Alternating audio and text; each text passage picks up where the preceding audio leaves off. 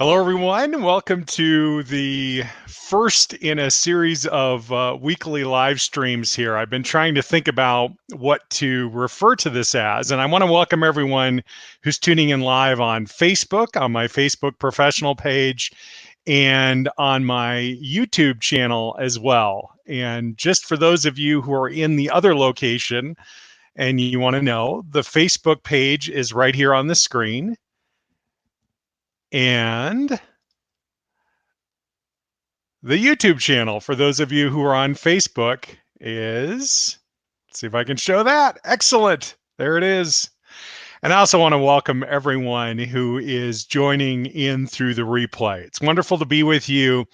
My focus today is on exploring this question: what is getting stirred up right now in this dynamic that we're all dealing with around the world? And trying to understand what's getting stirred up in the context of consciousness from a spiritual perspective. I'm also going to be focused on meditation and a healing transmission before we're done today. And there are really kind of two core pieces or points of context that I'd like to explore this question: what is getting stirred up with you today? And let's go ahead and jump right in, but let me not forget for those of you who are on YouTube, if you haven't already, I want to invite you to subscribe to this channel and click the bell to be notified so that you receive notification anytime I live stream. And for those of you on my Facebook page, I invite you to like the page there as well so we can be engaged on that form of social media as well. Okay. There are two different points of context that I want to explore this in. One of them is in the stages of consciousness. And the second context is that I'm interested in looking at this in terms of how we interact with the world. And I want to use the perspective of soul embodiment and where we see the source of light in our lives as the second context. But let's deal with the first context, or let's explore the first context first. And I want to share my screen. Let's see if this is going to work. Ta-da! It's going to work. So the first thing I want to do, and I'm going to describe what I'm drawing here so that anyone who's just listening in has an idea of what I'm drawing. And I've just drawn a line across the bottom of the screen to represent the ground. And below this, I'm going to refer to this as God. Consciousness. Pardon my spelling and handwriting. And God consciousness represents everything down here. And in our lives, this is actually where we're born. Everyone who is born comes into the world in God consciousness. And here's an easy way to describe God consciousness: we're having an experience of, and we're remembering what is actually real. And so if you want to think about it, perhaps there are young people in your life right now that you're aware of or have interactions with. And when I mean young people, I'm talking about very young people, potentially, well, it could extend, God consciousness can extend for quite a ways, in up into the single digits, 7, 8, 9 years old, 10 years old, maybe even 11 or 12.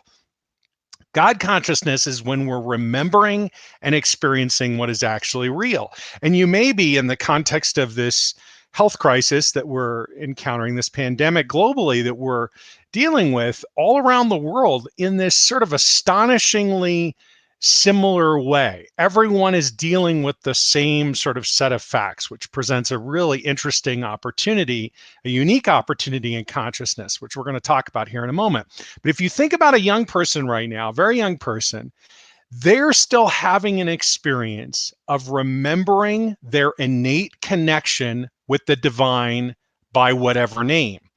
And that innate connection extends not just from their interior experience of themselves, but also out into the way that they're interacting with the world. In other words, as they interact with other people, they see those interactions and experience those as innately imbued and infused and animated by God, by whatever name. And so that's God consciousness. Okay, so I want to share my screen again. Let me remember how to flip between these. And then at some point, all of us make a transition into what we could what I like to think of as, whoop, my handwriting is really wiggly. Let me try this again. We all make this transition into what I think of as victim consciousness. And in victim consciousness, we're having an experience of other people having and circumstance having power over us. And our ability to make changes in our life is radically diminished, certainly in perspective from this transition. And I'm going to flip back between the picture. Oh, and for those of you who are listening, I drew a triangle with the right angle. The 90-degree angle is on the left-hand side, and the hypotenuse runs from the lower right to the upper left. Okay, so in victim consciousness, we're having this experience of other people and circumstance as having all the power. And our relationship with the divine transforms radically. Now we're having an experience not of God and the divine being part of an innate experience in every aspect of our lives. We're actually having an experience of the divine as being separate from us, or having been abandoned or forgotten about, or potentially even punishing us.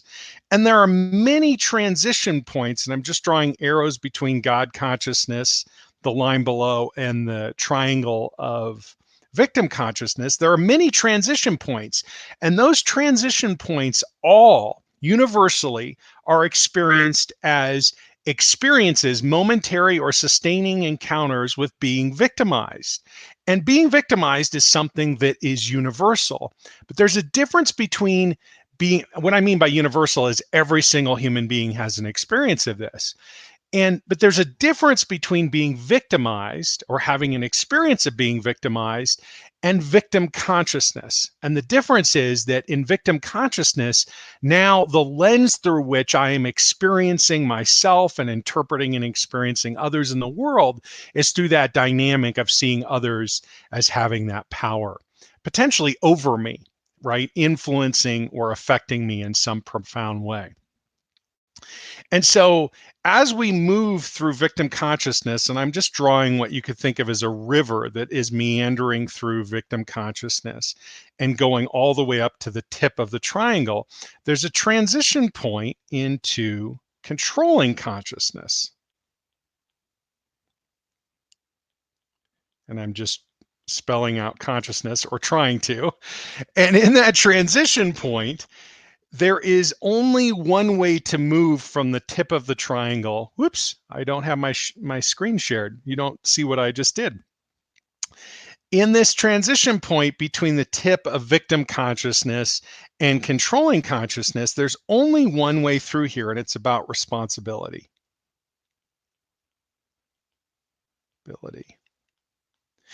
And as we take responsibility, what we're taking responsibility for is an experience. We're taking responsibility for how we're interpreting the experience of our lives.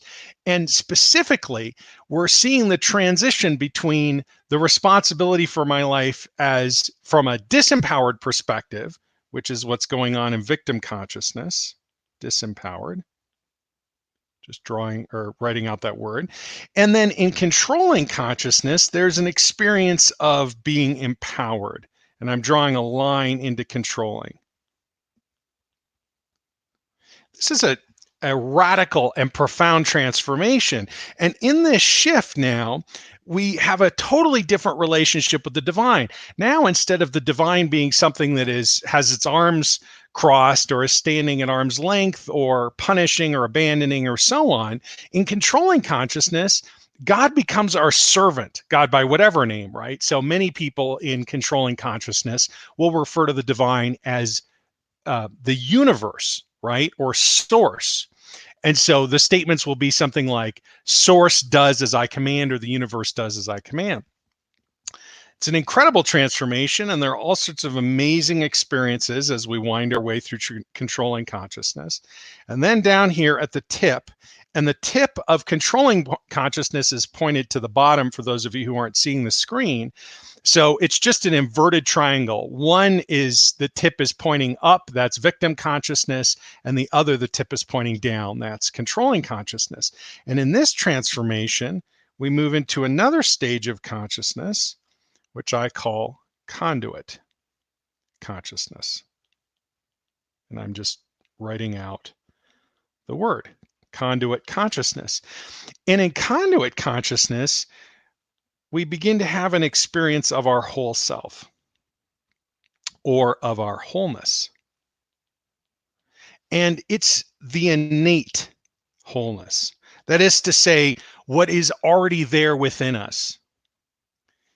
Now, this transition point can only happen between control and conduit consciousness, can only happen by one mechanism, and that is surrender, by letting go of control.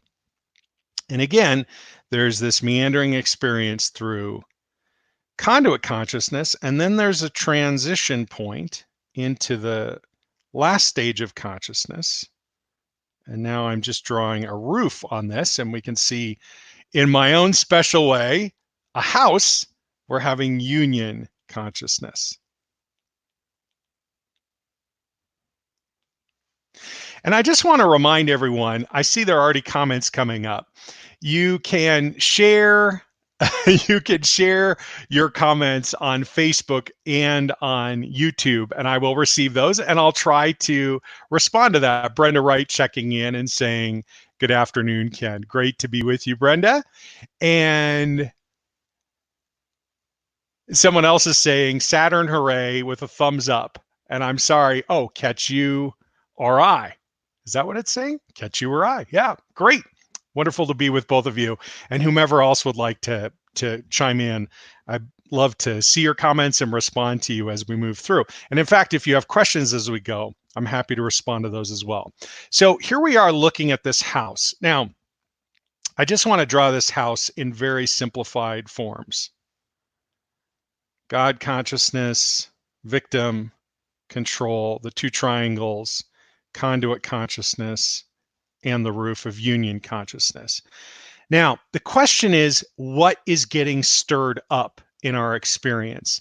And there's a pretty significant dynamic that goes on in each stage of consciousness. These two stages of consciousness are an identification with the separate self.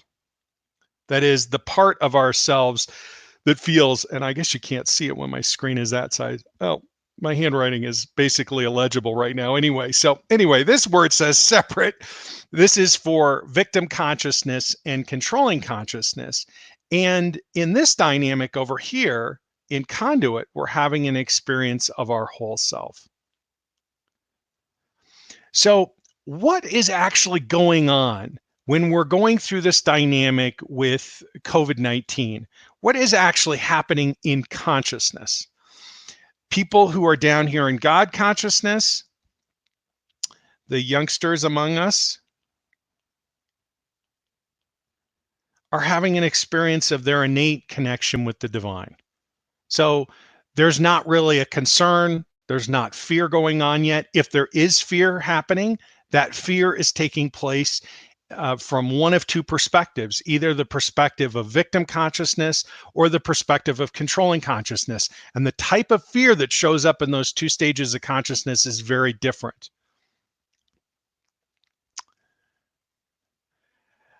Yeah, beautiful. Catch your eye. Oh, that's it. Thank you. Catch your eye. Marion Murphy, thank you for the opportunity, for this opportunity to be on board. Thank you. Catch your eye. Thank you for helping me out with that. And thank you for saying hi. So in this dynamic with COVID-19, people in God consciousness, young people, are having this profound experience that probably doesn't make a lot of sense to those of us who are older, because we're wondering, why aren't you afraid? And in the dynamic of moving into fear, which is very much here in victim consciousness, this is a disempowered fear. And the disempowered fear is coming from the separate self. Whoops, that's an S, I promise. And this fear is being animated by a concern out of something that is beyond us, that has the ability to influence or affect our lives. And what's really interesting here is that in this journey from, let's call this stage one, stage two is conduit, is controlling or manifestor consciousness, stage three is conduit, and stage four is union. God consciousness is stage zero. In this movement from one to two to three, just arrows between these different stages, in this movement, we're either in the disempowered perspective here in victim consciousness, or we're in an empowered state here in control. And notice the type of fear that we're experiencing is very different based on the stage of consciousness. For example, the fear of disempowerment is a fear of things happening to me that I have zero ability to affect or influence. I'm going to get sick. I'm afraid I'm going to run out of money. Whatever those fears are, right? Perhaps I'm going to die. What if I die alone? From an empowered standpoint, that fear is coming from control. And the fear is, what can I control and what can I not control? And it's not so much what can I not control, but how can I figure out how to control the things that so far I have not yet been able to control? And then there's this transition point that I made reference to, and I'm just drawing an arrow between controlling consciousness and conduit consciousness. And in this transition is surrender.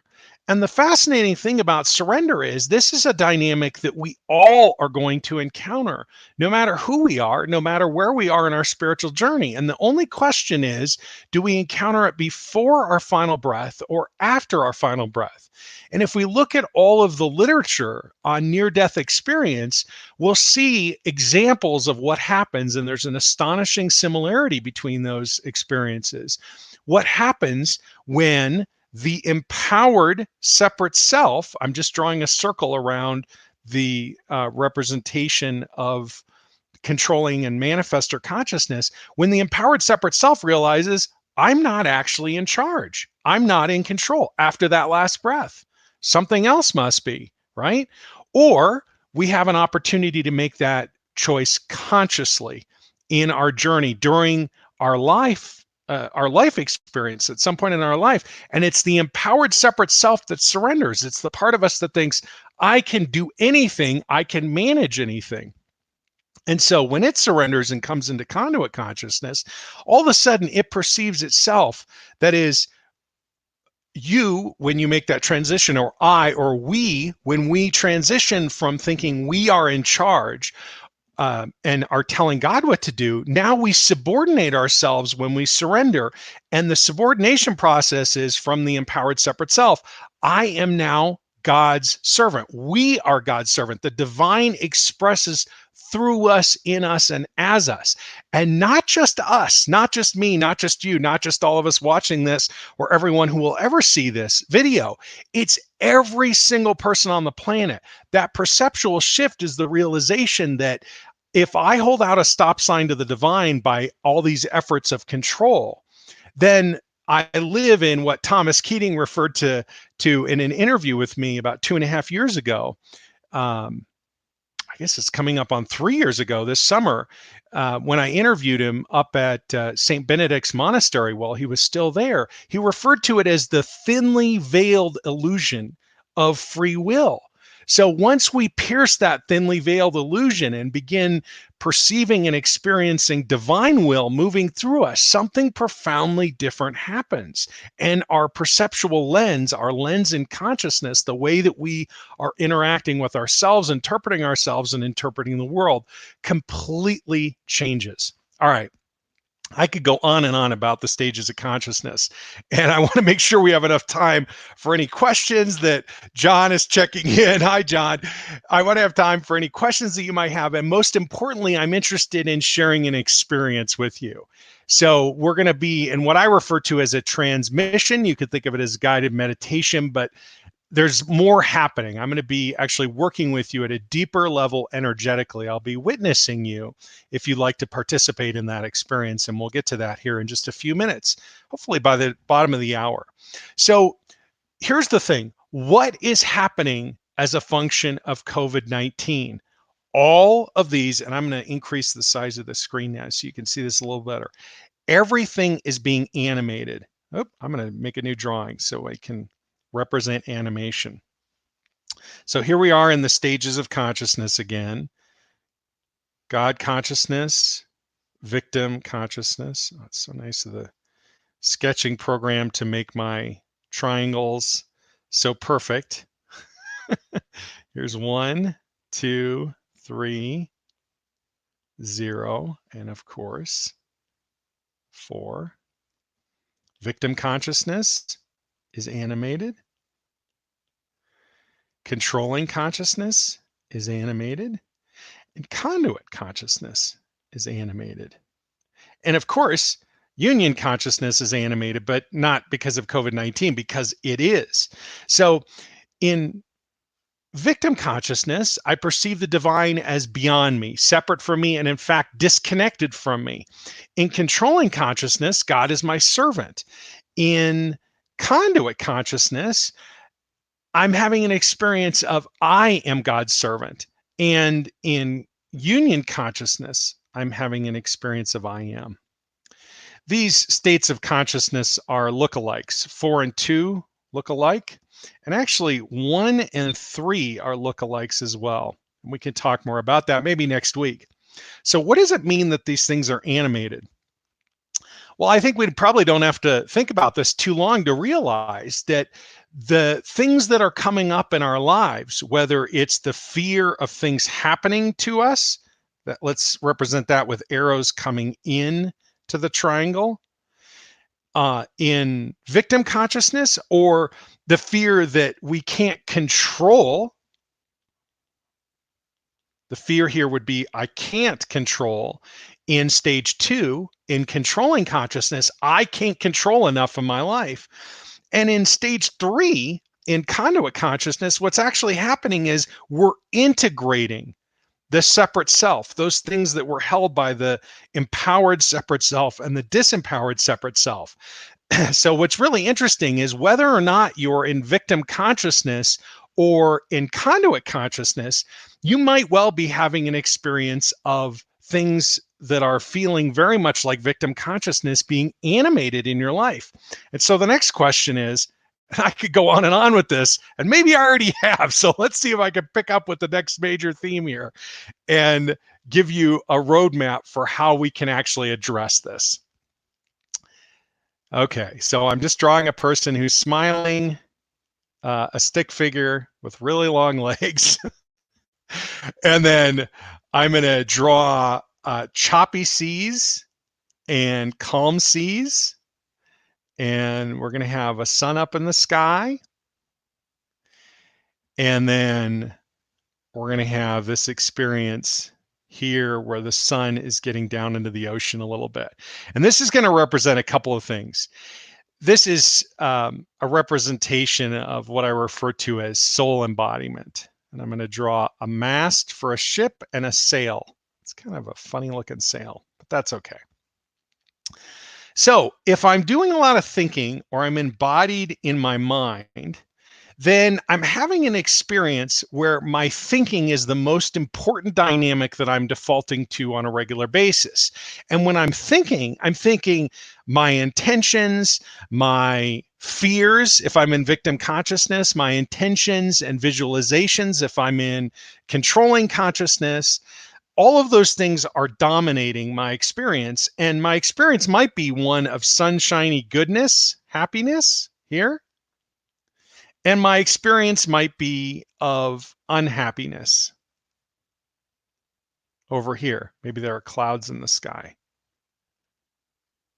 And if I'm embodied in the mind, that is to say, if I'm in victim consciousness, then I think that my thoughts are either creating the dynamic of the experience of happiness, or, oops, I'm going to increase the size of the screen here so you can see this a little better, or they're creating the dynamic of unhappiness. That is to say, in victim consciousness, I'm thinking, what could I be doing differently here? And this is a heart I'm drawing on the stick figure. If I'm embodied in the mind and the heart, and now our boat has not just a mast, but it's now got a hull.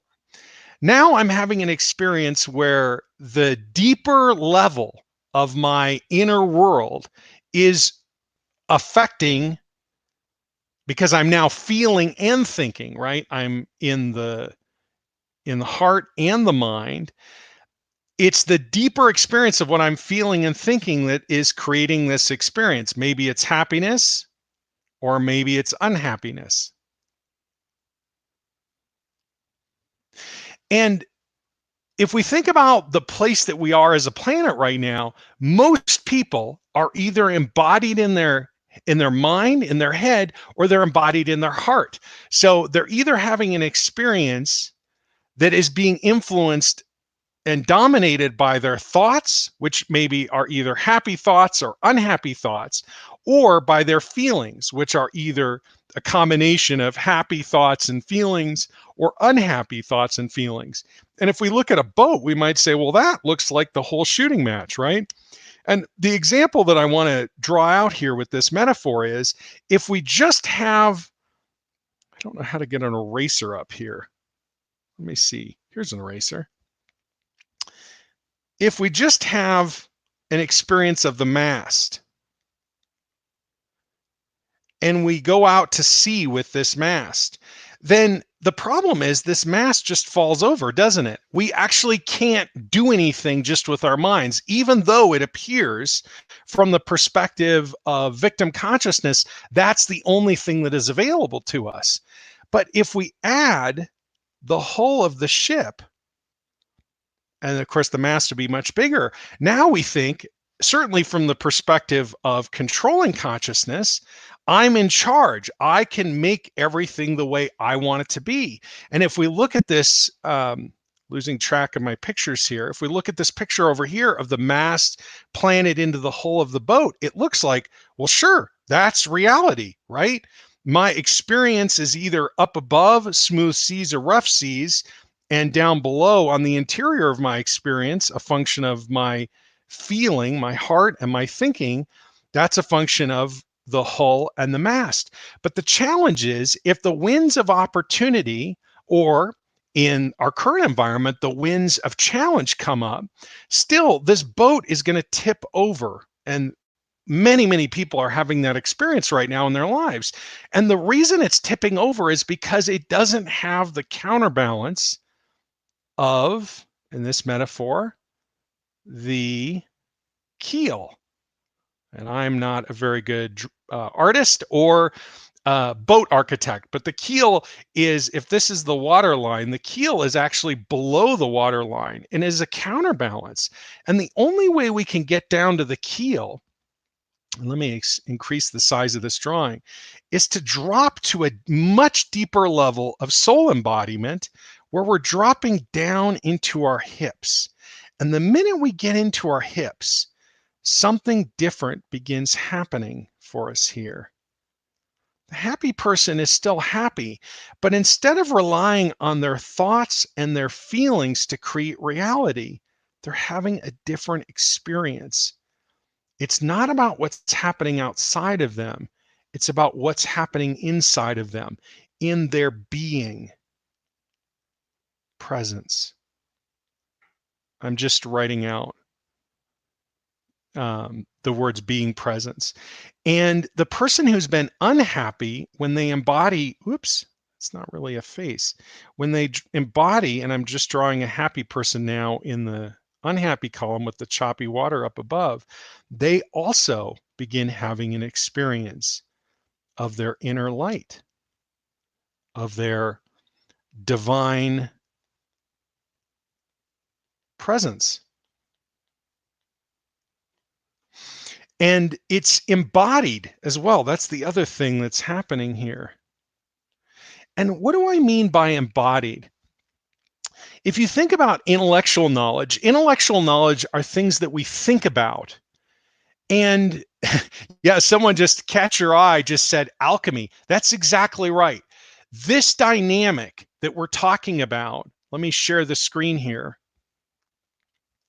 This dynamic, once we're embodied, leads to a profound alchemy in this dynamic as we drop into our soul and then show up here. And the alchemy is between the polarity of our embodied divine presence with whatever is getting stirred up over here and animated in stage 1 and stage 2 in victim consciousness and controlling consciousness when we're over here in conduit consciousness.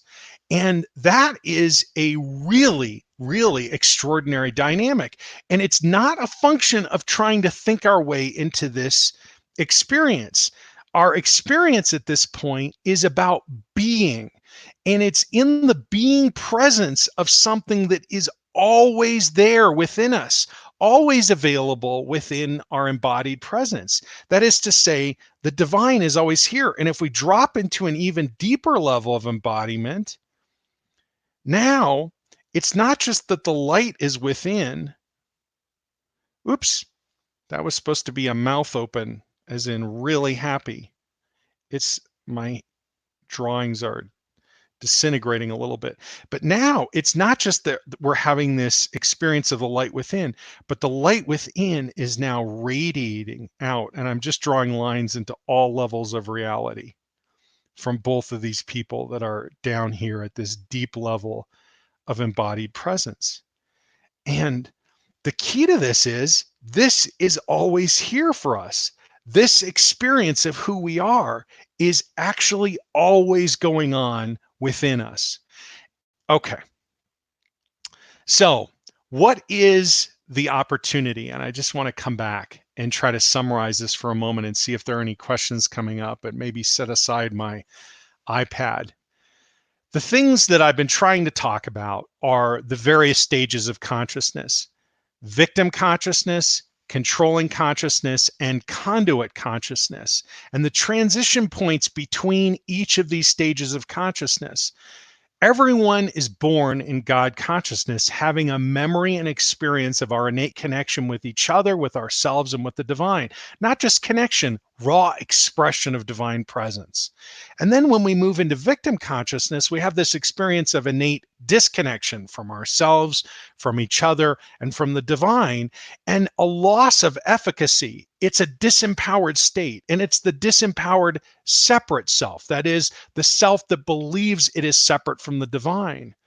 As I showed you in that drawing, though, it's a house. We're all going home. Each stage of consciousness is a developmental stage, and it's essential in the building blocks that are necessary to come to an experience of who we really are. The experience of God consciousness underlying everything else, that builds a foundation from which we step into victim consciousness. And then from there, we take responsibility and step into controlling consciousness. And in controlling consciousness, the transition between these 2 points is all about accepting and taking responsibility. I am in charge of how I'm interpreting my life. Notice the transformation is all an interior transformation. And then that transition from controlling consciousness into conduit consciousness. Now I'm having an experience of my whole self. These aspects of my empowered and disempowered separate selves integrating now to express as my whole self. And why are we talking about this in relationship to the virus, to COVID-19? Well, it's a profound thing that's happening. We're having almost an entirely unified, singular experience on the planet right now. That is to say, there's this worldwide pandemic that's going on. So everyone is having their consciousness animated.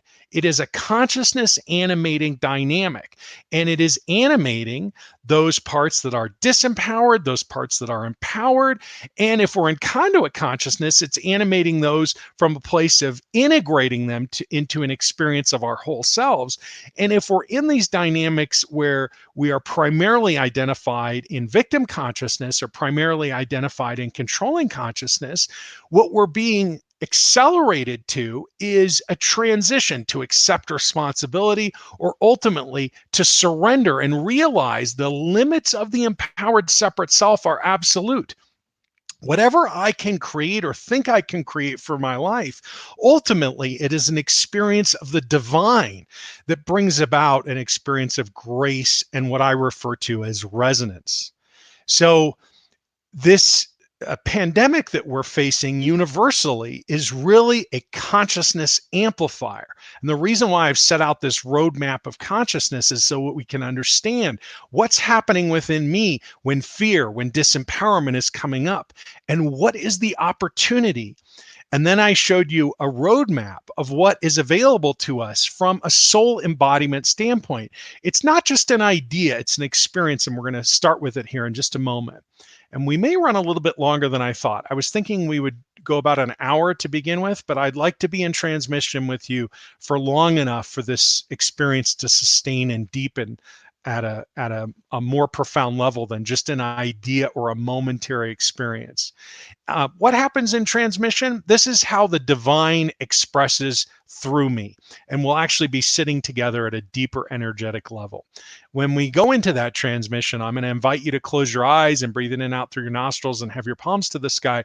And most essentially, to make sure that you're not operating a motor vehicle or heavy equipment of any sort. It's not safe to do that. Many of my students over the years have had experiences of dropping out or falling asleep, and there's never any warning when that happens. The reason it happens is because our conscious mind sometimes can't stay with what is unfolding as we're dropping down into our hips, yet the experience is integrating and embodying. I started a few minutes ago to try to explain the difference between an idea, which is, let's say, knowledge, and an embodied level of knowledge, which is coming from an experience. And the easiest one I can give you is the example of sexual intercourse. We could talk about sexual intercourse and think we know it. But once we have sexual intercourse, especially with our beloved, something profoundly different happens. Or you could think of it as holding a newborn baby. Somebody describes what that's like, and then you have an experience of it. Or sitting with someone when they're at the end of their life and transitioning and dying. I can tell you about that, but once you have an experience of it for yourself, and for those of you who have, you know exactly what I mean. There's an embodied knowledge that comes with that experience. What I want to offer you is not just the intellectual knowledge of consciousness, of soul embodiment, of the value and role of soul embodiment in transmuting those things that are being animated in victim consciousness, the invitation to feel fully the fear while we're embodied. What happens is this alchemy between the experience of what is held in separation and your embodied soul, which is the undistorted expression of divine presence within you. There's a profound alchemy between these two. And the noise, the dissonance is transmuted. And what then expresses in its place is an experience of your wholeness. A gift that was held within the wrapping paper of separation, now unwrapped, animated, and expressed through you, in you, as you. And one of the things that expresses when we step into our divine presence, you could think of as the innate healing power the divine expresses through us. Just to wrap it all up, there it is. It's animated in consciousness. It's accelerating us to integrate what is not yet integrated, or to transition into the next stage of consciousness in our journey, to make that transition into accepting responsibility, or to make that transition into surrender. And then while we're in that experience of conduit consciousness, ultimately, of having those experiences of victim consciousness be animated and controlling, to come to a deeper experience of our embodiment and allow those aspects that are still held in separation to be transmuted by the presence of your embodied soul, by the embodied divine mystery. It's a big difference to surrender to the God that you know versus surrendering to the God that you don't know. That is to say, the part of the divine expression that is not understood by your mind or felt in your heart, but nonetheless and all the same expresses through each and every aspect of your life, every part of your body, every aspect of your mind, every single cell. contained within your being and every aspect of the field that resonates with that embodied presence within. Okay, I don't think I have a screen shared at this point. Let's make a transition into transmission now, shall we? Let me see if there are any questions coming up. I don't see any questions coming up right now. I'll check back before we wrap up, and happy to answer a few questions before we make that transition. For those of you who are at a point now, who are sort of wondering, who is this Ken Stone guy? I've never heard of this guy before. You can learn more about me by going to my website, which is kenwstone.com. For those of you who are on the Facebook broadcast, you can engage more with me on YouTube. And you'll see it's youtube.com/Ken W. Stone, the Soul Archaeologist. And for those of you who are on YouTube and you wonder how you can engage with me on Facebook, it's facebook.com/Ken.Stone.spiritual.teacher. Okay, let's transition into transmission now, shall we? I invite you to close your eyes and begin breathing in and out through your nostrils with your palms to the sky. There's a form of divine connecting breath that's much longer that's available on YouTube. And once this goes into replay, I'll link to it in the description. And you're welcome to look at that longer version. But for now, I just want to take us through an abbreviated version of this. This is a guided meditation. So with your eyes closed, breathing in and out through the nostrils, palms to the sky if it's comfortable with for you.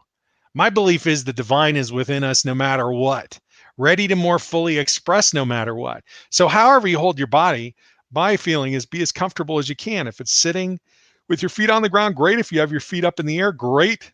Lying down, whatever it is for you is perfect. And let's take a deep breath in and hold. And as you begin releasing this breath now out to the count of 8, I just invite you to let go of everything that has been dominating your thoughts, your feelings, your emotions, and even the dominant sense of being that has been present lately in the last number of weeks or months. As you breathe all of this out, release it out to the count of 8. And as you let go, you may even already begin to feel the divine resonance taking up a deeper level of presence in and through and as you, all the way out to the count of 8.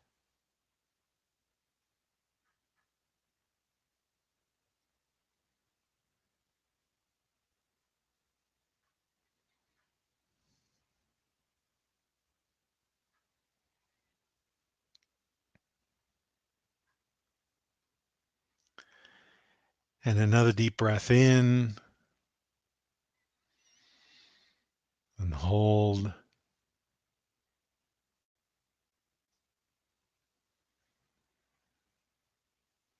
And as you begin releasing this breath now, just letting go even more fully, all the way back to your birth. The thoughts, the feelings, and the being that have been dominant in your life, for no matter how resonant or dissonant they may have been, there's a more complete expression and experience of the divine ready to flood into your being. So if you just let all of that go, you can let it go with your ideas and your feelings, but also just your breath. Just let it leave your body, leave your field, all the way out to the count of 8. As I feel this resonance in our circle, this worldwide circle of resonance expanding, it makes me giggle. That's what it feels like to me right now. Whatever's coming up for you is perfect. Maybe it's tears, maybe it's anger, maybe it's frustration or pain or anguish. Just allow yourself to feel whatever that is.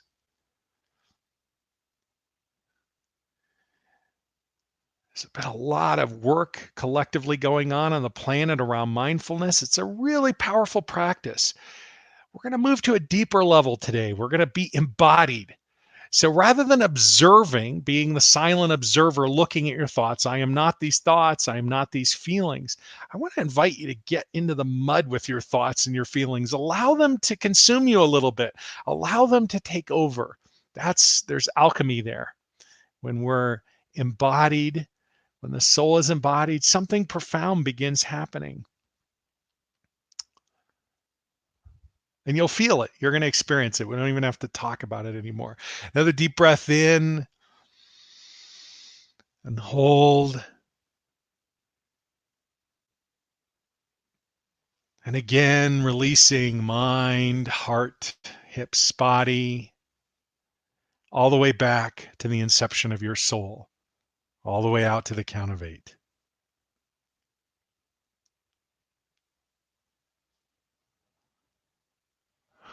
Beautiful.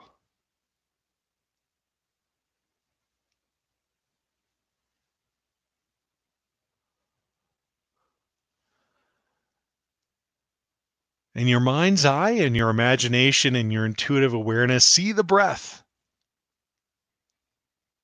The breath is becoming you, and you are becoming the breath. Be the breath.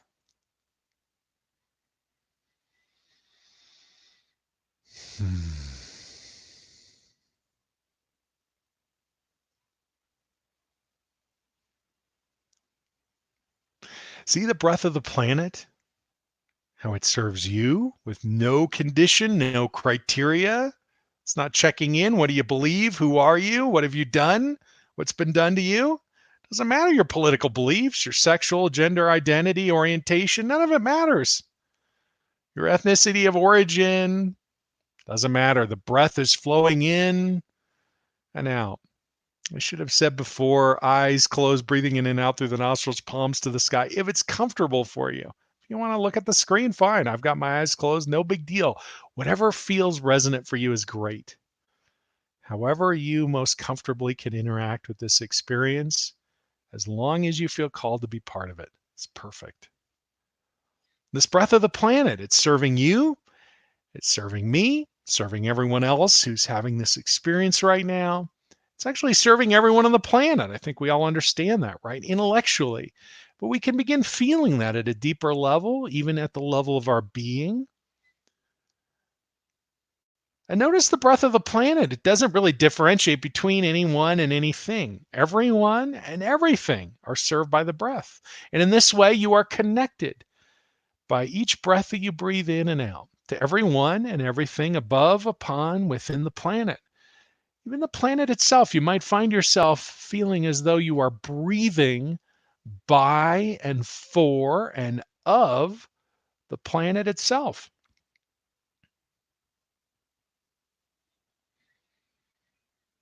And we could drop the illusion of space and time if we want and realize that now is now, as in the breath has served and will serve everyone and everything who has ever been, who is, and who will ever be. And so, too, with each breath, you are connected to each and every expression. The trees, the grass, the water, the fish, the insects, the animals, the people, everyone. And notice then the breath of the planet becomes the breath of the cosmos, for at the very edge of our atmosphere, that touches space and in turn, eventually every other part of space. And so we can say with each breath, you are connected to everyone and everything in the cosmos, including that energy that underwrites everything else. Let's call it the divine, just for giggles, a light perhaps at a great distance, drawing closer with each breath, eventually close enough that you can perceive those twin frequencies, the divine, the frequency of the divine itself, the frequency of perfect health, not just as we understand it as human beings, perfect physical, mental, spiritual, emotional health, every iteration of perfect health, known and unknown. These two frequencies intertwined like two strands of DNA, no separating them.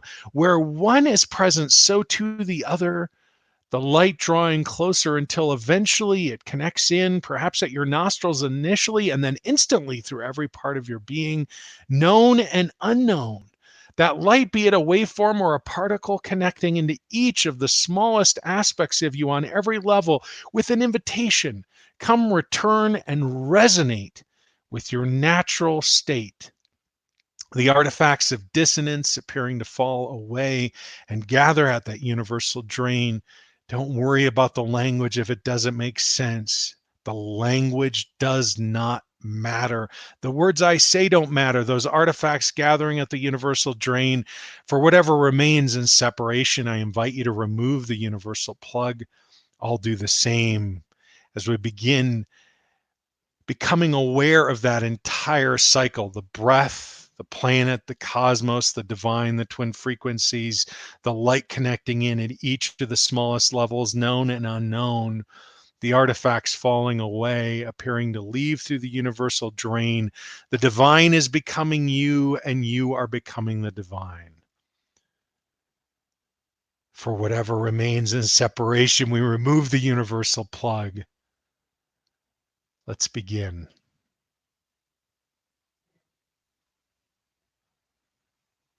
Your soul wants to come home. It is an animating presence. It animates everything within you. All the things that are who and what you really are, and all the things that are who and what you really aren't. We could say all those aspects held in separation, or all those experiences of dissonance, as well as all those experiences of wholeness and all those experiences of resonance. And as your embodied soul descends, it burns up, consumes, transmutes all those aspects held in separation, everything that is not who you really are, to reveal only everything that you really are, who and what you really are, as an undistorted expression and extension of the divine by whatever name.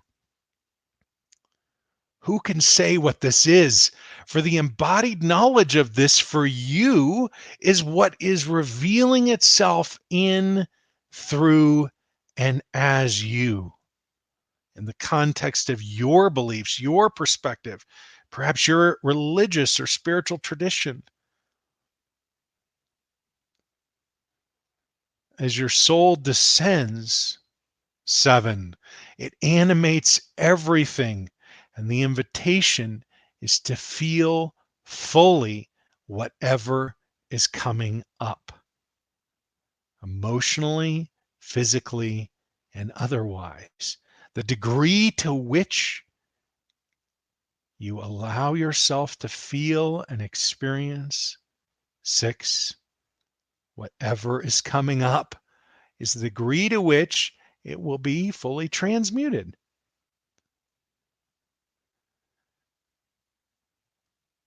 And lest you imagine a two-dimensional plane with things to be transmuted, it's more like a garden.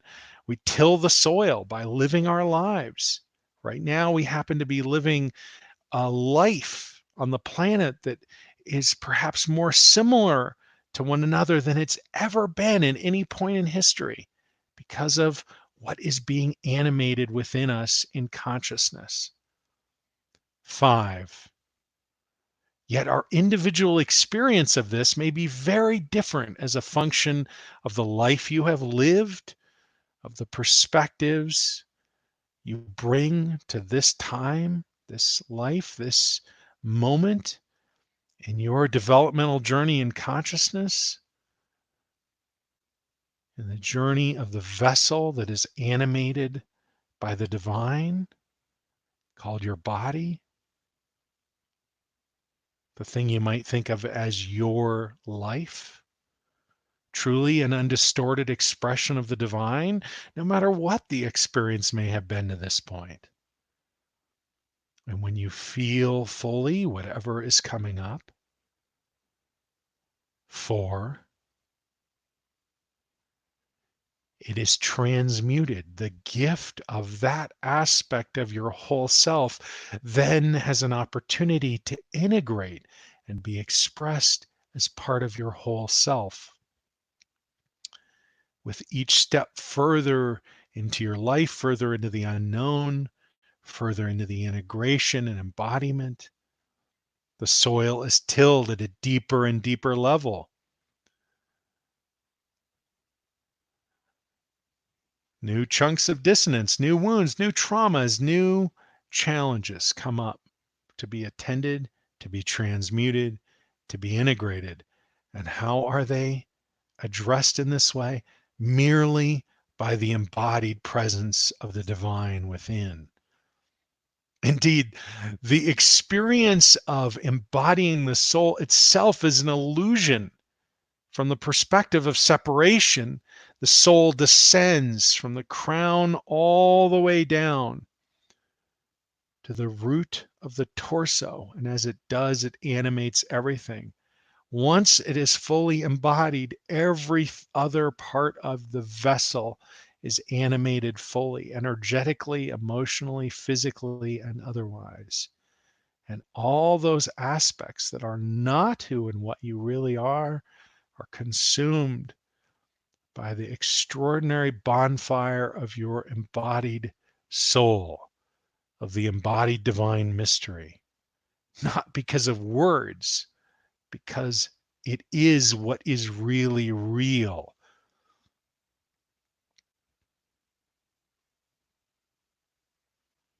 Three,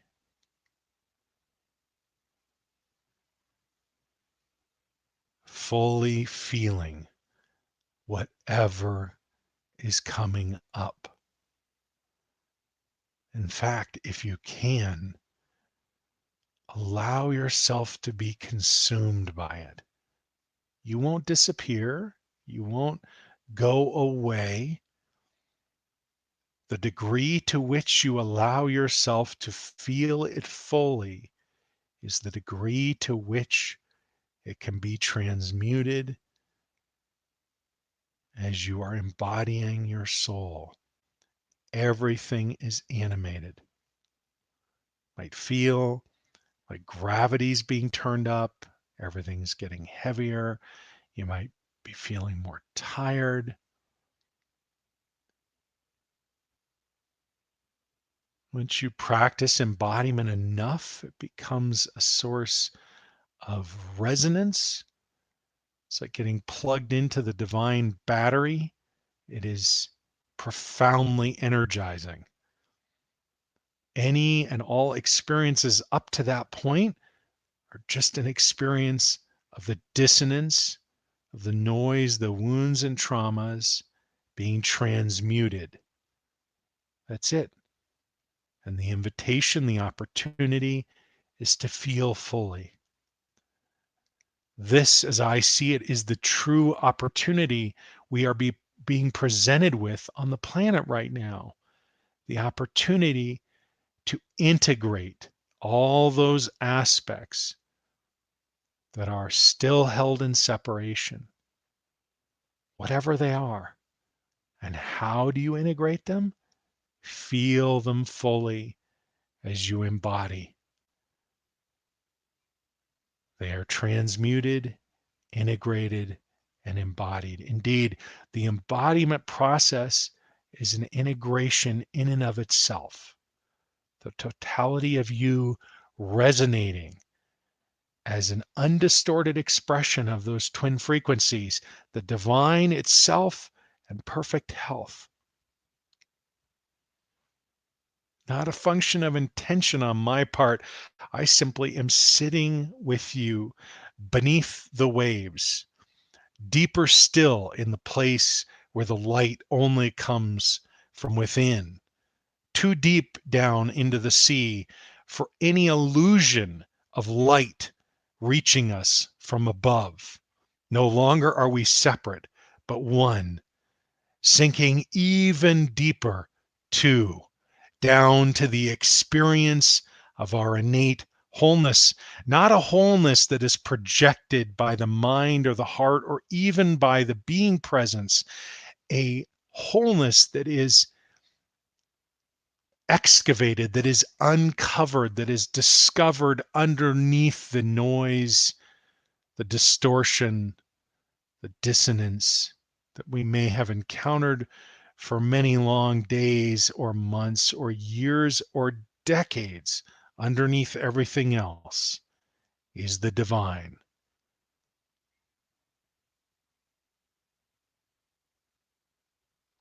Feeling fully whatever is coming up, yet not becoming identified with it. The difference to allow yourself to become consumed without the narrative. If the narrative kicks in, here's another example of remind yourself with each breath, You are connected. The divine is becoming you, and you are becoming the divine.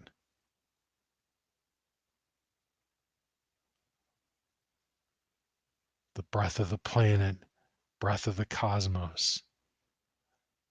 There it is. One. Embodiment not just down the center line, not just in the primary chakras, throughout the entirety of the vessel, but not with your intention. If you're holding an intention right now, consider this. If you sat next to a river and you held an intention that the river flow downhill, lo and behold, the river flows downhill. Yet drop the intention and still the river is flowing. Turn your back on the river and forget of its existence. Still the river is flowing. Walk away. Wipe the memory and the experience from every fiber of your being. Still the river is flowing. If you're trying to send energy to someone else, stop. There is no separation. From the perspective of empowerment, I must do something, command the divine, etc. And of course, I can do things for others. But in the experience of what lies beneath in conduit consciousness, what is actually real, the animating presence within you is the same within you as it is inside everyone and everything. That animated presence is the divine by whatever name. Need not be sent, need not be directed, is animated merely by your embodied presence. Set aside your ideas. Set aside your doing. Set aside any attempt to project and open to the being presence that lies within you. One. As you sink into the experience of who you really are beneath everything else, the mind comes to a quiet place. The heart resonates with an experience of divine love, not projected, because it flows up from the embodied presence of the divine mystery within your hips, a fountain of divine presence expressing through every cell, every thought, every action, every expression, energetically, physically, and otherwise of your being presence, not because I command it, not because I witness it, because it is. I cannot command this. It is simply divine presence. My witnessing of it does not make it so. It is. You are. No matter what is going on in the world at large, no matter whether the seas are choppy or calm, no matter whether light filters down at that first level, deeper here within you, a profound light expresses. And not because you brought it here, it was always here. Not because you named it, for it is nameless. Not because you animated it. The divine animation is beyond our ability to understand. Not because you felt it, though it animates in your heart. Not because your being caused it to come into expression. Its expression animated your being presence.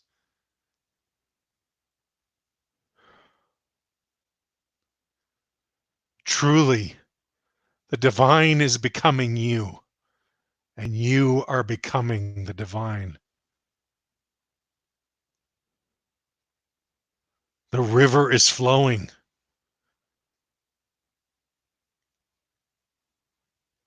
It did not originate within you, yet it expresses itself entirely within you.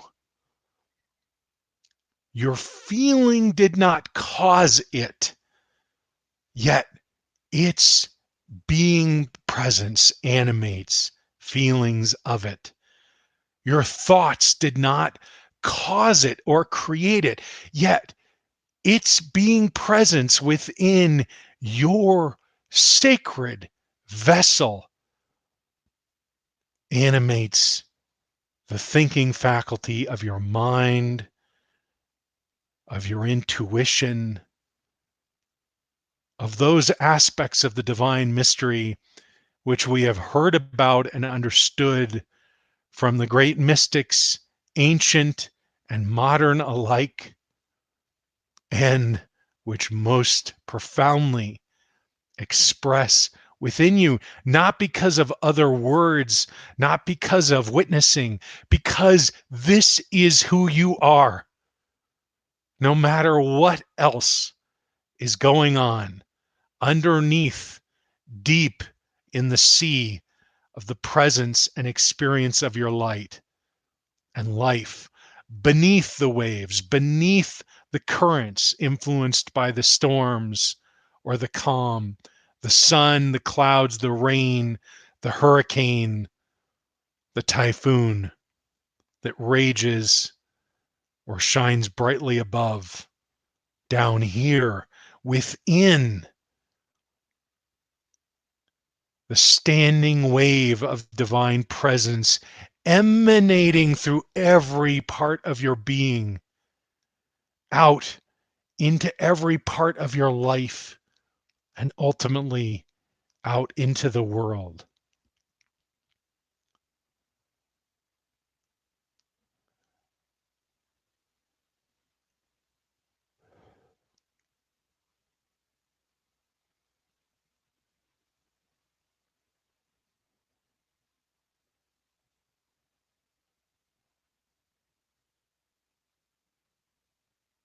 Once you saw yourself as a victim abandoned, a victim of circumstance, a victim of others who somehow had figured out something that you hadn't. And then you took responsibility and nothing outside changed, yet inside everything changed. You found empowerment. You discovered the unlimited power of your mind. And still much later, you discovered the glass ceiling, the limits of the empowered separate self, still thinking it needs to cast a spell, command the divine, hold an intention, create reality. The empowered separate self, when it surrendered, you discovered again everything changed, yet perhaps nothing on the outside, at least not initially. And as you sunk in deeper and deeper and deeper into the embodied experience of the divine presence already within, that light began to permeate out into every part of the expression of your physical, your emotional, your energetic vessel, and eventually beyond into the outward expression of your life, into relationships with others, and all the other things that once appeared as the most important, but you recognize now as reflections of deep consciousness. Money, not a separate energy of its own creation, but an amplifier of consciousness, and so on. All artifacts of the raw expression of who you really are. The only work to be done here within you.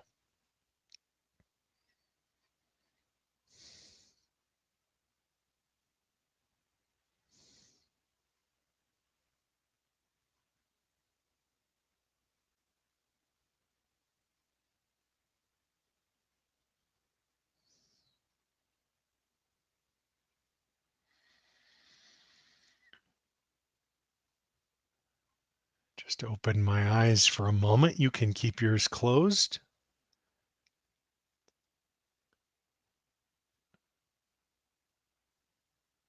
We've been sharing together for about 70 minutes now.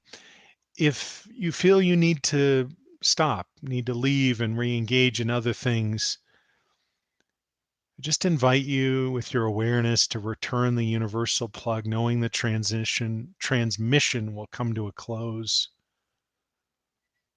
If you have some more time, I have a little bit more time.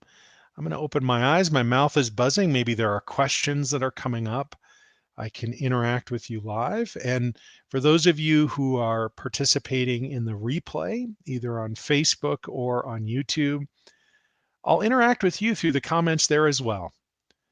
This is the first in a series of weekly transmissions. I invite you to join me every Monday at noon Eastern US, simulcast on my Facebook professional page and on my YouTube channel. I'll put those up in the banner here. Let me see. I got to open my eyes to do that. And then we'll turn to questions. Share a little bit of time together, maybe some more sketching.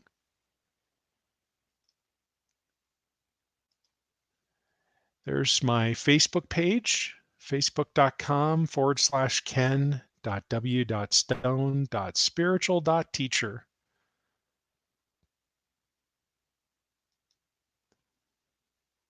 And I think that's my YouTube channel, youtube.com/Ken W. Stone, the Soul Archaeologist. Good friend of mine named me the Soul Archaeologist years ago. She asked me, "What do you do?" And I said, "Well, you know what I do."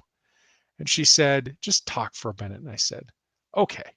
Underneath everything else is the divine. And when we sink down in," she said, "you're the Soul Archaeologist." And I said, "Thanks, Rhonda." As our eyes are opening too, I just want to invite you, if you're interested in taking a deeper dive. I'm beginning a series of virtual workshops that will be broadcast on video. They're webcasts. Monday live stream is free, of course. These are paid.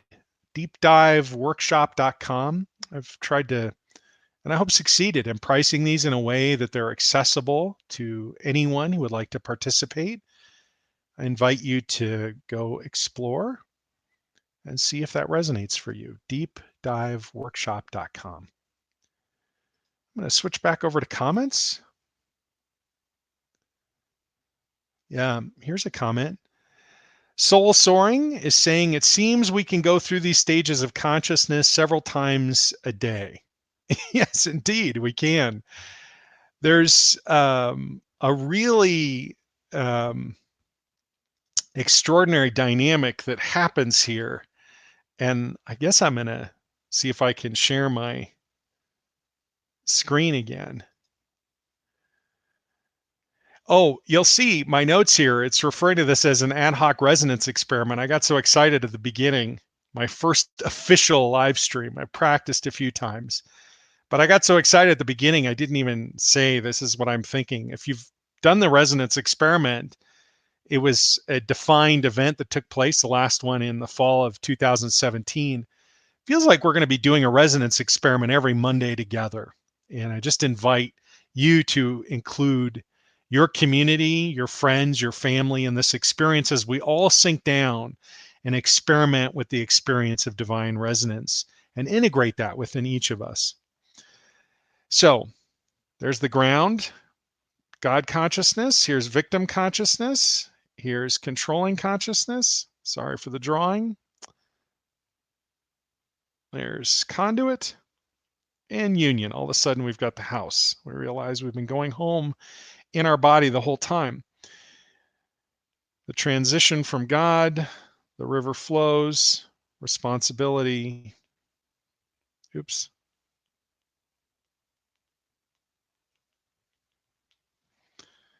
And then this transition point is surrender. There's only one way out of controlling consciousness, and that's to surrender. Many different pathways into union. many pathways from God consciousness into victim consciousness. Surrender is this transition point. So, soul soaring was saying, it seems like we move between these. That's an indication of being here in conduit consciousness. And it might even have these little glimpses up into union, and then the integration work that is going on all the time. What's really interesting about this integration work as it's going on is that it can feel a little bit crazy making. I guess that's not that interesting. But what's interesting about it to me, the reason it makes me giggle isn't because I think it's funny exactly. When I'm experiencing that, I'm getting whiplash. Things are really frustrating and challenging to figure out how to address. Could have this experience of profound inner resonance, and then boom, all of a sudden we're in victim consciousness. Something got triggered as we're embodying, this is a massive experience of embodiment. Oh, I need to share my screen. This is a massive experience of embodiment, conduit consciousness, profound embodiment. As we're embodying, and remember the embodiment process is just from the crown down through the torso. As we're embodying, all these things are getting animated. Never mind what's going on in the world at large right now, which is just accelerating that process of becoming aware of what is yet unintegrated and then integrating.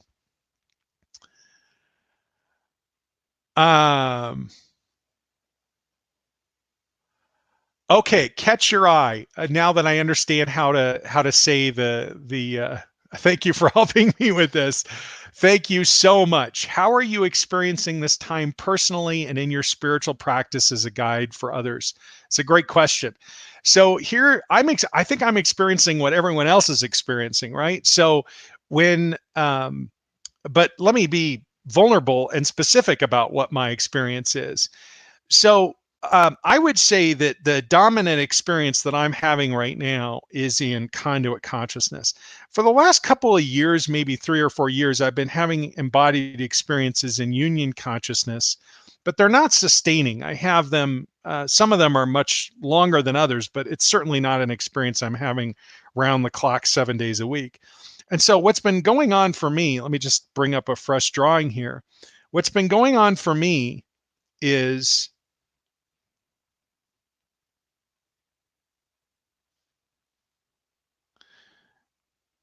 I don't mean to draw the disproportionate experience of conduit. I'm just saying this is the dominant experience that I'm having right now.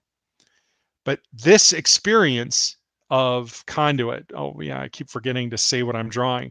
This experience of conduit, I'm just drawing a big circle in conduit consciousness, for me is all about these aspects in control, being animated and integrated. And so every time I get upset or get sad or get scared or become agitated by the idea of being present with an experience of being victimized, or some aspect of victim consciousness is being animated within me as I'm embodying. And there's a parallel dynamic here. This isn't just a process of vertical embodiment.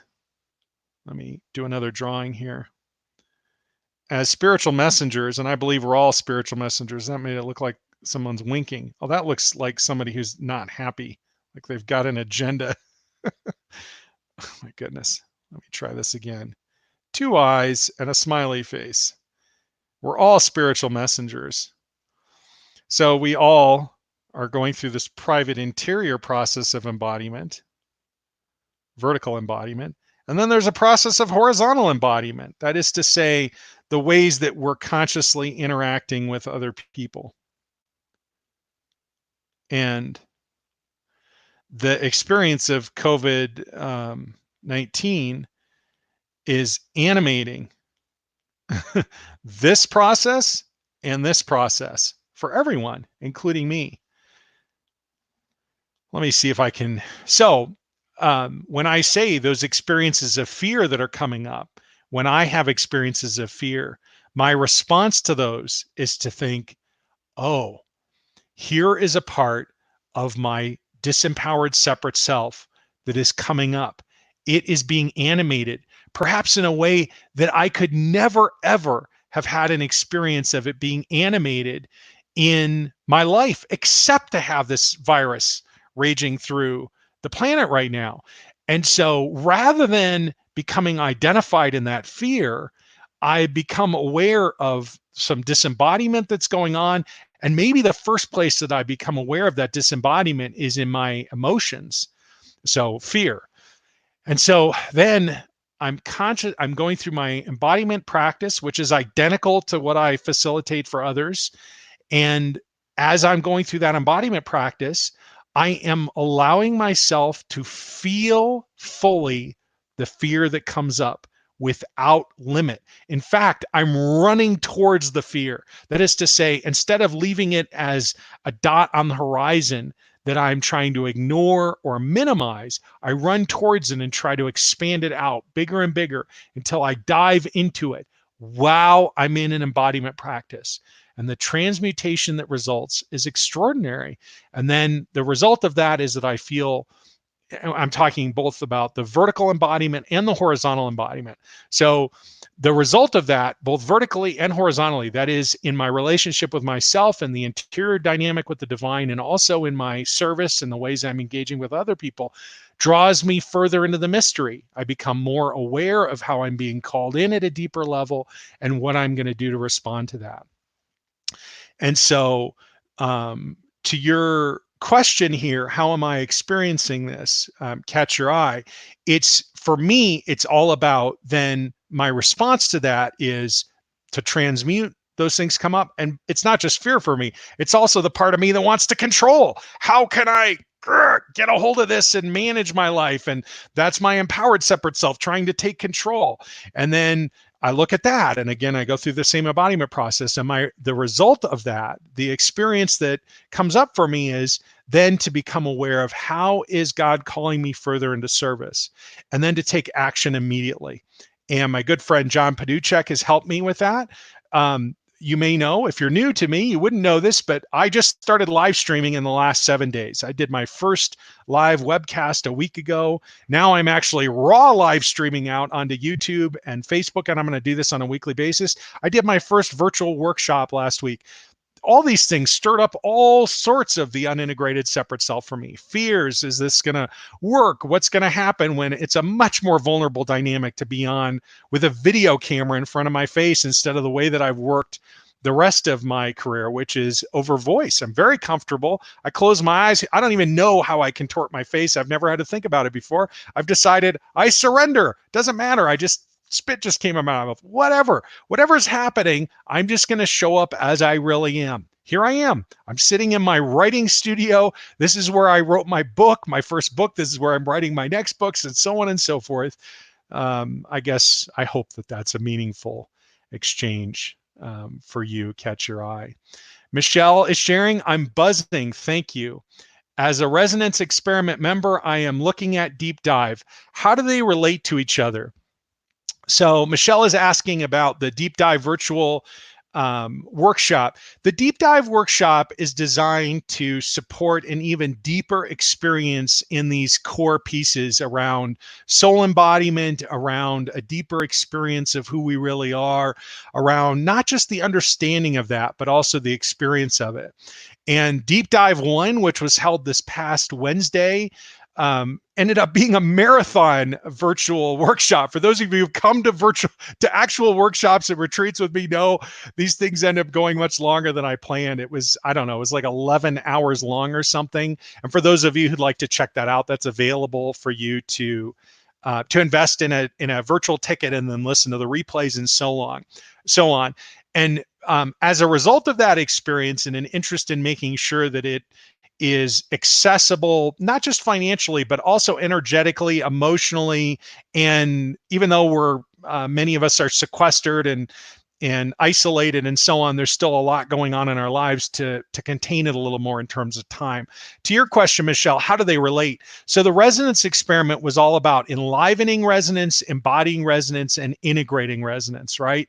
And the deep dive workshop is an opportunity to be doing that on a regular basis. I'm actually going to be doing a virtual deep dive workshop live every other week. The first, or deep dive 2, the second workshop will take place a week from this coming Thursday for everyone who is participating live. For reference on replay, that first workshop takes place on Thursday. She's almost said September. Thursday, April 9th, 2020. And it starts at noon Eastern time, and it will conclude at 3 p.m. Eastern time. That also makes way for, I think I've picked a time zone that works well for almost every international time zone. And if you can't participate live, you can always listen to the replay. So the relationship between the resonance experiment, which was about engaging and experimenting through one video pre-recorded session, which was in live in resonance, one live audio session, which is on replay. You can still listen to it if you go to resonanceexperiment.com. The replay's free. It's available there. And then an integration session. We'll be going through little sort of bite-sized chunks of that in each of these live streams each Monday. And then in the virtual workshop, we'll be taking a deep dive into each of these components. You'll have a chance to interact with me, ask questions, go deeper and deeper and deeper. And we'll be doing those every other week. Hope that answers your question, Michelle. Thank you. Oh, I didn't even know that today creative ideas kept bubbling up during the embodiment. I would witness each one and let them go. It was, here's the rest of the comment. Expansive feeling. And then Catch Your Eye says, where are you? Yes. Okay. So I responded to that. John Paduchak, who helped make the workshop happen, is commenting, yes, the workshop was amazing. John participated to help me get the video piece going through that. And Michelle says, got it, thanks. Thanks so much, Michelle. I'm going to hang out just a minute here before we wrap up for today. I've got a few more minutes before I need to go. If there are any other comments or questions coming in, I'm happy to address those. For those of you who haven't yet subscribed to my YouTube channel, I invite you to do that. The YouTube channel, let me get up my snazzy little things here. This is so exciting. My YouTube channel to have the ability to do this. Here's my YouTube channel, youtube.com/Ken W. Stone, the Soul Archaeologist. And when you click the subscribe, if you click the bell, then you get notified whenever I live stream or post new videos.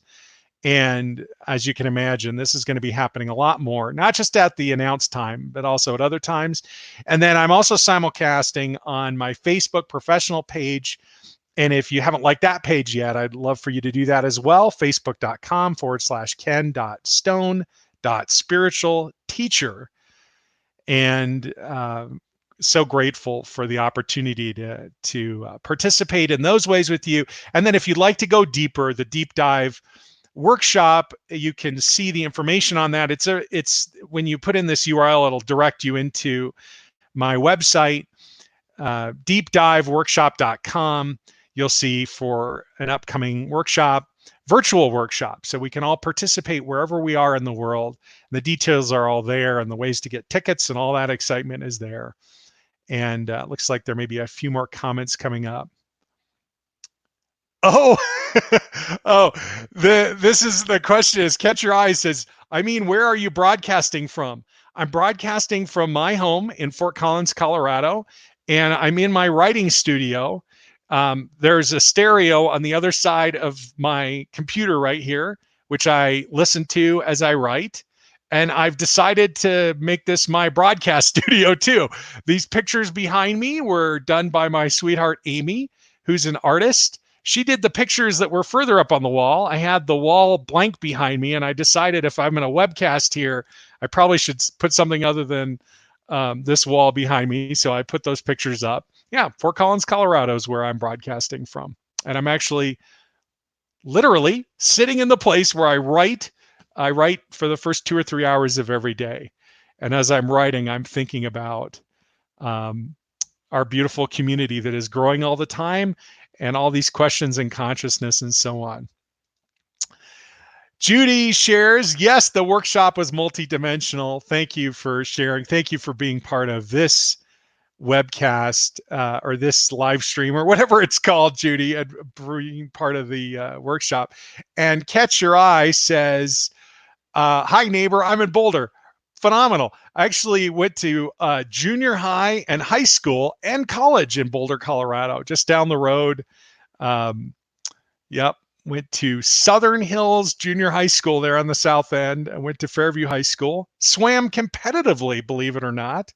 Was the co-captain along with Nate my senior year, and played trombone, played in the jazz band at Fairview, and so on. Okay, and then studied philosophy at Boulder. Surprise, surprise.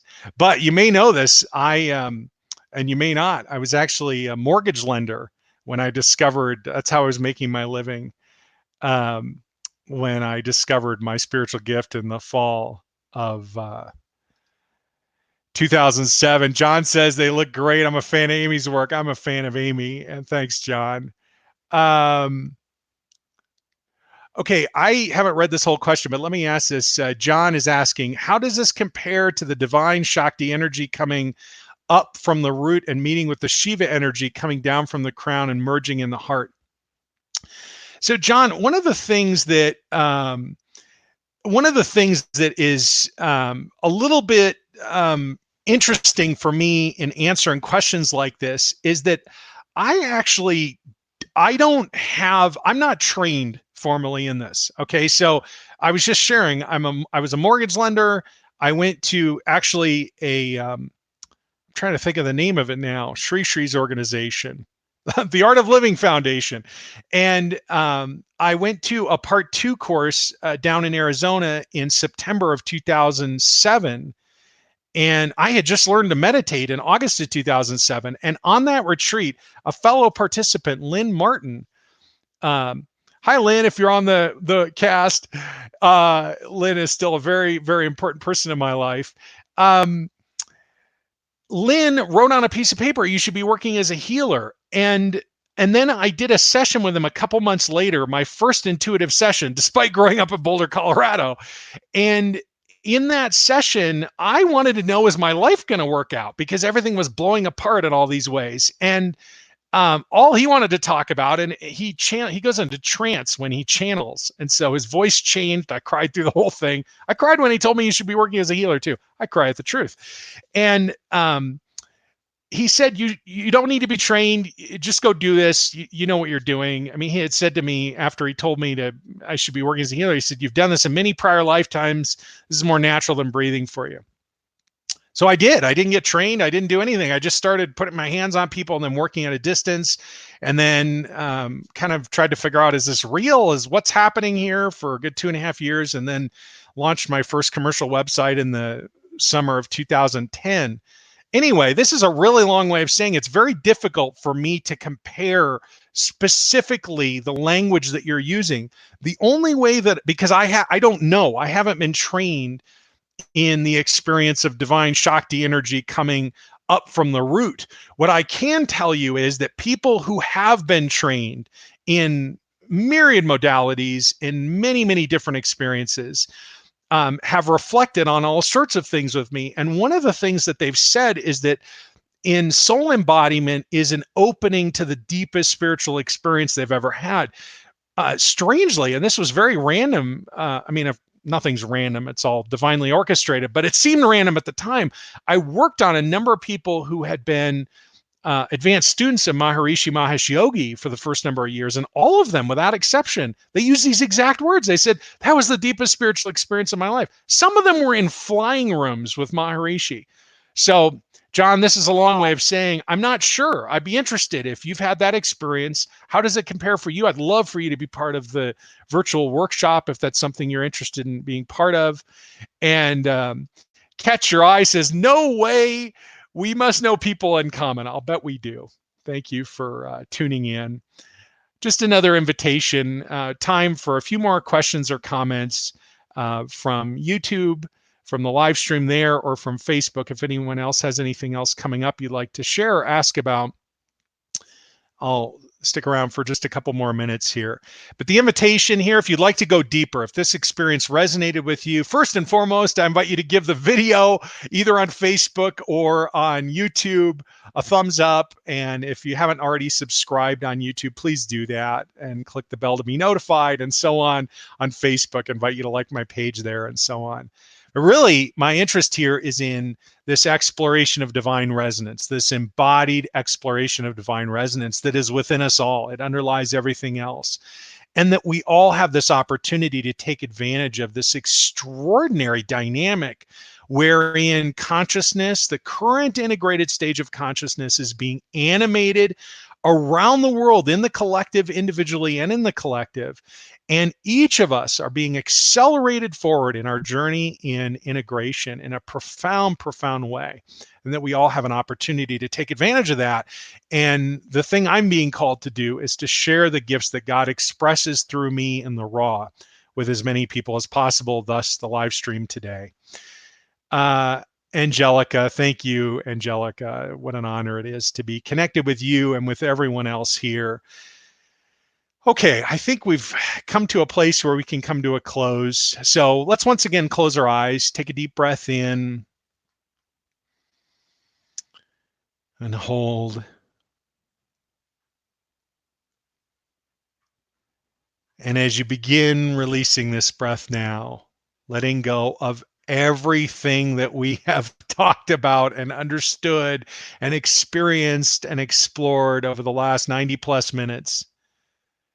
And as you do, just opening up to a more complete, embodied experience of the divine mystery, the unknowable presence that underlies everything else within you.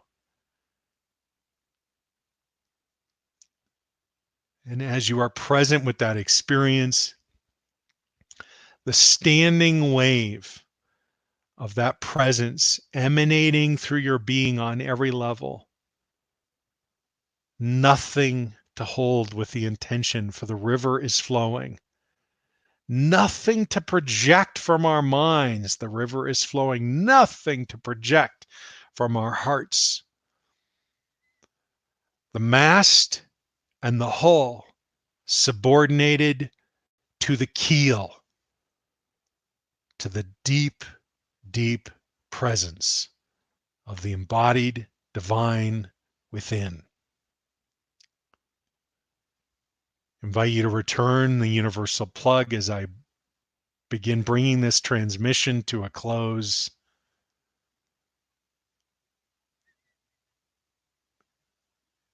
May the experience of this resonance, of this divine presence, continue erupting in you and through you and as you. With each breath that you release, opening more fully to the unknown and letting go of what has come before. And as you inhale and receive more fully the complete expression and of the undistorted extension and expression that you are of divine presence in you, as you, through you, your thoughts, your feelings, your being presence, and your actions. Plug all the way in, transmission to a close, until we're together again very soon. Peace.